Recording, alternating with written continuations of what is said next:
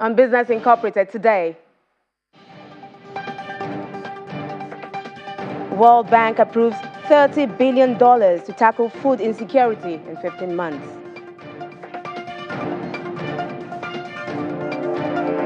And the Ghana Cedi ends 2022 as the second weakest currency in Africa.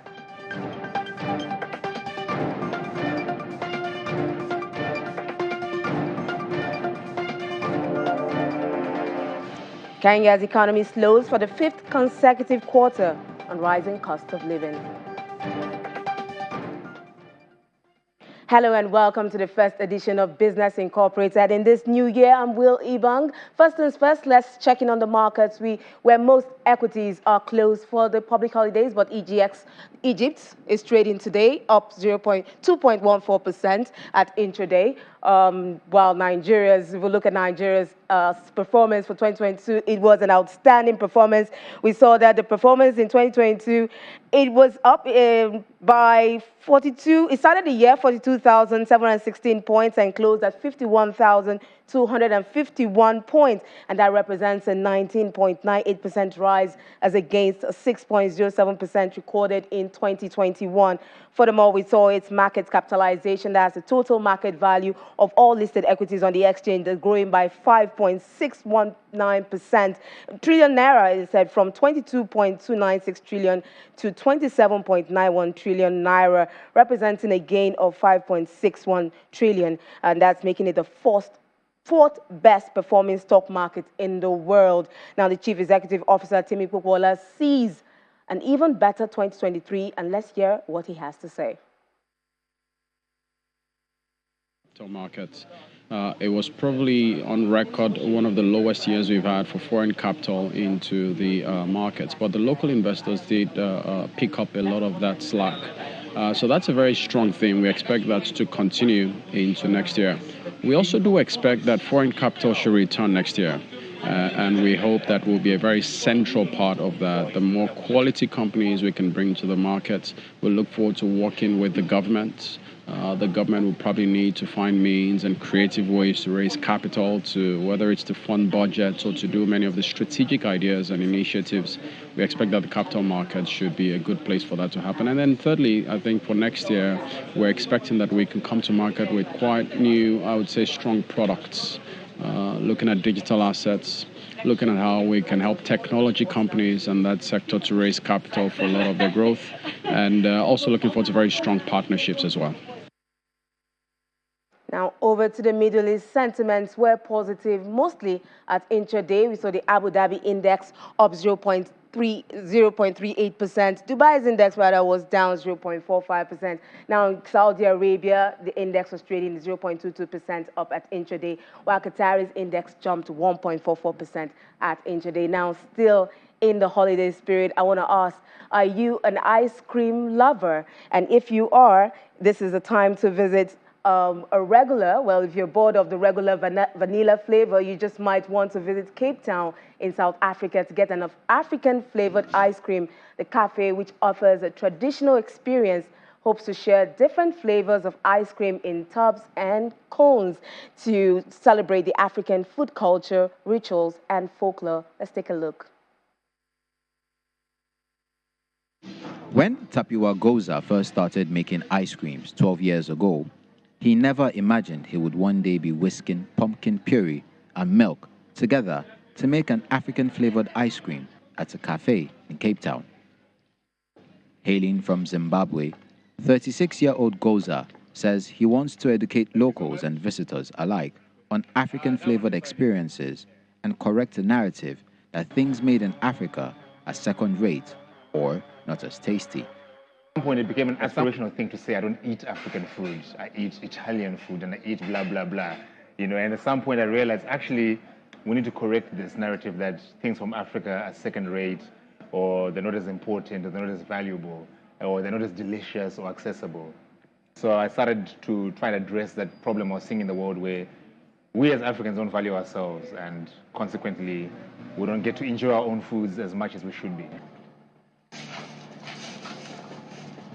Located in the bohemian suburb of Observatory in Cape Town, the ice cream cafe offers flavors which include combinations of indigenously sourced food like pumpkin, popped maize, peanuts, sweet potato, clay, and samp, a mushy dish made of dried corn kernels.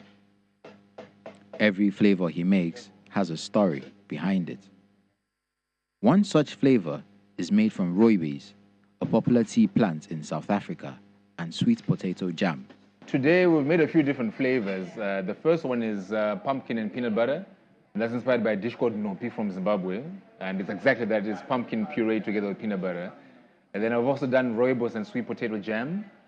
And it's quite common in Zimbabwe as well to eat tea with sweet potatoes instead of bread, for just a difference in flavor. And then I've also done clay, and we've used clay from around Africa a lot. And this is clay from Zimbabwe. It gives you a nice earthy, caramelly kind of fudgy texture and flavor.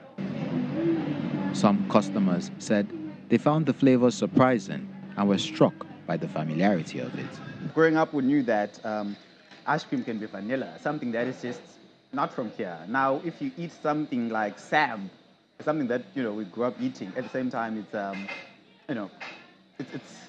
it just makes you connect. It connects you with your childhood. Eating ice cream with African flavors is just so heartwarming. I mean, to be on the continent, to be experiencing flavors that are from here.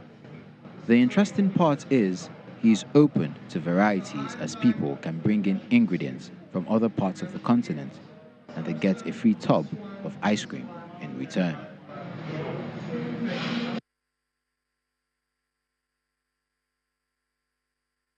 Now, Croatia in Europe has kicked off 2023 with two major moves towards further integration into the European Union, as well as adopting the Euro common currency. It has also joined the passport-free Schengen zone. It's a big landmark for the country, which joined the European Union a decade ago and has been working towards this moment ever since. For more on this, let's talk to Kate Ferguson from Deutsche Welle in Berlin. Kate, how significant is this for Croatia?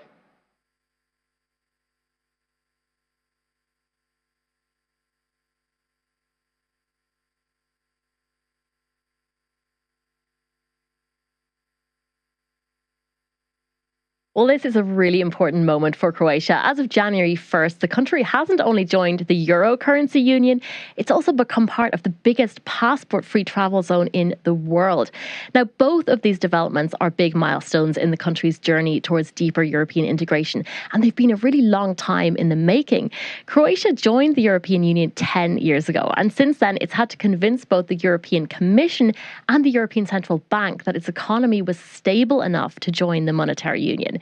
It's now achieved that goal, and as of the 1st of January, people have a 2-week transition period where they'll still be able to use their old currency, the krona, alongside the euro. After that, though, it will be a final goodbye to the krona. At the same time, as we mentioned, Croatia has also joined Schengen. That's a travel zone within Europe that allows 420 million people to move between countries with no border checks at all. So a new currency and the end of dozens of border checkpoints. European Commission President Ursula von der Leyen, she was actually at the country's border with Slovenia on Sunday to mark the occasion. And she said it was a day for the history books, describing the move as a union between Croatia's national identity and its European destiny. Now, that isn't really much of an overstatement when you consider that it was only 3 decades ago that a brutal war left nearly a quarter of Croatia's economy in ruins. It's now hoping for a much more stable future as part of a bigger European family. So what are the main economic benefits, and could there be any drawbacks? So this will make an especially big impact on Croatia's tourism industry, which accounts for about 1/5 of the country's GDP. Travellers to the country will no longer have the hassle of exchanging currency as they move between Croatia and the other 19 members of the Eurozone. So a big move there. It's also likely to provide a boost to business. So by joining the euro, which let's not forget is the world's second most important currency after the dollar, Croatia will benefit from better borrowing conditions. And that in turn is likely to attract more foreign investors to the country. It can also borrow money more easily from the European Central Bank, and if it gets into economic trouble, it could be eligible for a bailout from the European Stability Mechanism. In terms of downsides, though, local banks, they might miss the conversion fees they were used to. And some consumers fear that things could get more expensive because prices may end up being rounded upwards in euros. On the whole, though, I think this is being seen as a pretty positive economic development for the country, even if some people will miss the old krona notes and their coins. So what are the European markets expecting today? What are they watching out for? So European investors are really hoping that this year will be better than last. But to be honest, they're likely to be in it for a rocky start. Last year, they had to contend with sky-high inflation and continuing uncertainty in the energy and food markets driven by Russia's war in Ukraine. Those remain huge issues, and we're likely to see further interest rate hikes from central banks, including the ECB. To make matters more worrying, the head of the International Monetary Fund, Kristalina Georgieva, says she's expecting half of the European Union to enter a recession this year.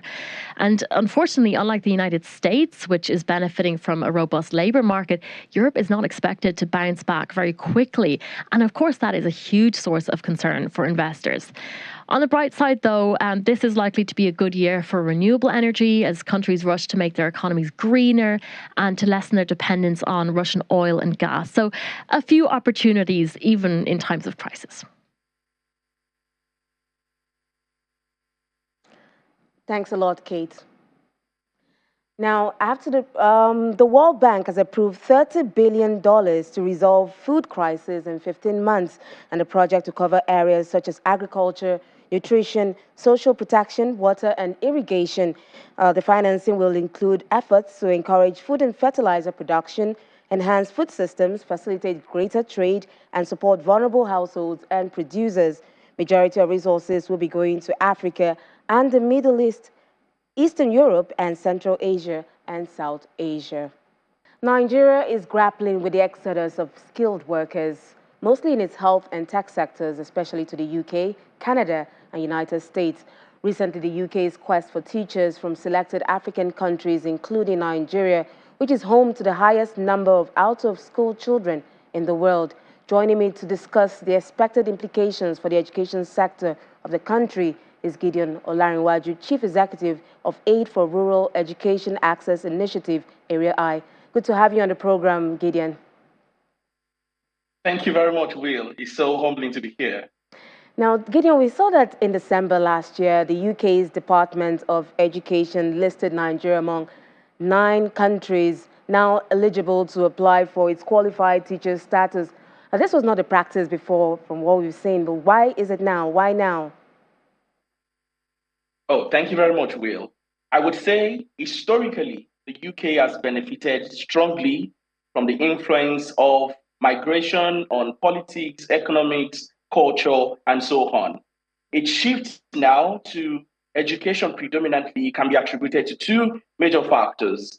They are doing this now because one of the most important things to note is what education, particularly qualified teachers, or let me say quality teachers, can do to economic growth and diversification of their talent workforce. That's the very first thing.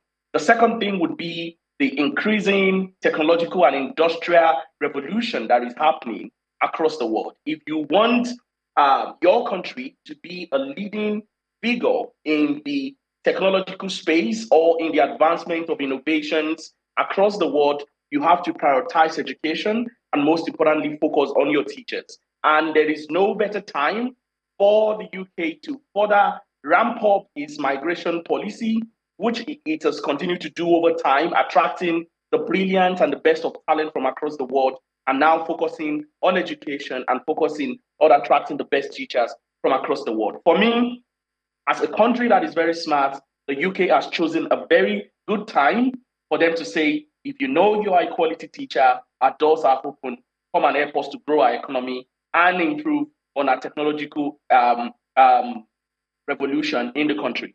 So this is good news for the UK, as you mentioned, but can Nigeria's economy withstand the brain drain about to happen in that education sector, which is currently struggling, as you say? You talked of quality teachers. Nigeria is currently struggling with insufficient skilled and competent teachers. Can Nigeria's economy withstand this? Will, the straightforward answer to that is no. The Nigerian economy cannot withstand the consequential impact of this potential migration of our teachers to the United Kingdom. But I will add on to that to say there are pros and cons to this reality. And I will start with the pro, right? The pro, the first one would be the improved professionalization of teaching as a job. Historically in Nigeria, there is a lot of stigma that comes to you being referred to or you accepting your status as a teacher. But with this new reality that the UK is saying, you know, if you're a Nigerian teacher or you're a teacher qualified in Nigeria, our doors are open. There is a high tendency that teaching as a profession becomes more recognized and attention is being paid to that profession. The second thing is the improved awareness on the value of teachers. I would say always that the quality of an educational system cannot outlive the quality of its teachers. And Nigeria has demonstrated over time that we play second fiddle or we use levity hands to handle the cases of our teachers. But with this reality, we've been exposed to how some countries prioritize the needs of their teachers. And because of that, I am hoping that the government will respond with better policies that would improve not only the motivation as well as the agency of our teachers on the local scene. Now, the cons would be what we have already established, which would be that there is a direct relationship between our educational system and economic growth and prosperity. When the educational system is further weakened by the presence of limited number of teachers as well as presence of unqualified or unmotivated teachers, it will translate to the quality of learning outcomes, and that will invariably inform the quality of our employment workforce. So if there is anything that we need to do right now will be to support not only continuous recruitment and deployment of quality teachers, but also to improve continuous and ongoing professional development for our teachers. The government needs to provide an enabling working environment to ensure that our teachers can believe and understand that they can grow, thrive, and practice their profession here in Nigeria in a better working environment and with good working conditions, because the government is going to prioritize their well-being and their welfare. So you're talking about welfare, improved awareness and value of teachers. You think the government is not doing enough? You mentioned that the government should do more, but what more can the government do? We do know that they need to do more, but what would you propose the government do to avoid a huge collapse of the system, the education system in the country? Awesome. It is not guessing when we say teachers are not being prioritized in Nigeria. I mean, the very last lingering ASU strike is evident and testamentary to that statement. It is sardonic that the level of support that teachers receive in Nigeria is meager as compared to what their counterparts receive in other countries like Liberia, Ethiopia, and Sierra Leone. The very first thing would be compensation packages. Beyond attractive salary ranges that teachers are deserving of, it is important that teachers are also provided with opportunities for personal and professional development. If you ask a primary or secondary school teacher in a public school in Nigeria today that when was the last time you had access to in-service professional development training, either local or international, many of them will respond that it's been a while. Let's go back to the COVID-19 pandemic and try and reevaluate the kind of support that teachers as primary responders within the educational system received. It was very, very limited. And that's another attention that needs to be placed to how do we support teachers during humanitarian emergency. If you understudy how teachers are being supported, even beyond their retirement, you will know that there is more that the government needs to do for teachers before they get into the profession, during their time serving as teachers, and post-service after their retirement. The government can do better for the teachers of Nigeria. That is the only way that countries from overseas will not come in and poach these people who are no more no less the great custodian of how the present and the future workforce of Nigeria will look like. Thanks so much, Gideon Olarinwaju. We do hope the government in this new year prioritizes education so we don't lose our quality teachers. Thanks so much, Olarinwaju. Gideon Olarinwaju, Chief Executive, Area I, for joining us and sharing your thoughts with us. Now to other stories. Kenya's economic growth has slowed down for the fifth consecutive quarter amid the rising cost of living. According to the Kenya National Bureau of Statistics, KNBS, the economic activity in the third quarter ended September 2022 shrunk to 4.9%, down from 9.3% reported in the same period in 2021. The KNBS also noted the weakening shilling and runaway inflation as contributing to the slow economic growth. The growth in the gross domestic product (GDP) was 5.2% in the second quarter of 2022, 6.8% in the first quarter of 2022, and 7.4% in the fourth quarter of 2021.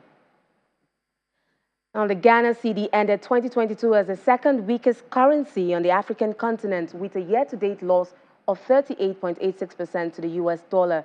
Findings by Bloomberg indicate that globally, the local currency placed 145 on the scale, on the list. The Sierra Leone came 146, while Argentina peso and Sri Lankan rupee placed 147th and 148 respectively. Countries that have had challenges with their economies as debt levels had become unsustainable, while budget deficits had worryingly enlarged. And that's it on Business Incorporated. I'm Will Ibong. Thanks for watching and Happy New Year.